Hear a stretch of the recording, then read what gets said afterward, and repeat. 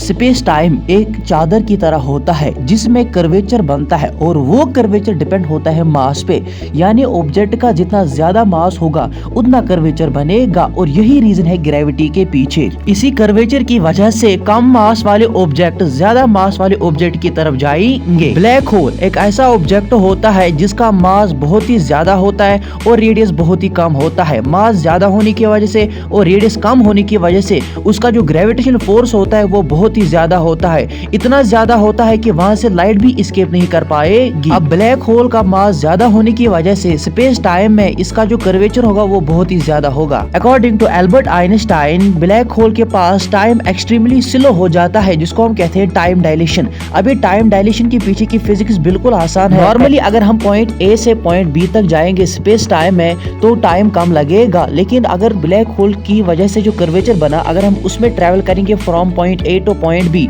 वहां टाइम ज्यादा लगेगा। लेकिन आइंस्टाइन ही ने कहा था कि लाइट की स्पीड कांस्टेंट रहेगी हर कंडीशन में, यानी इसका मतलब यहाँ पे जब हम पॉइंट ए से पॉइंट बी तक जाएंगे जो लाइट की जो स्पीड है वो कांस्टेंट रहेगी लेकिन टाइम कम होगा, यानी टाइम स्लो होगा। इसी को हम कहते हैं टाइम डायलेशन। टाइम डायलेशन का कंसेप्ट इंटरस्टेलर मूवी में दिखाया जा चुका है जिसमें जो बंदे होते हैं वो मिलर्स प्लेनेट पे जाते हैं जो कि ब्लैक होल के पास होता है।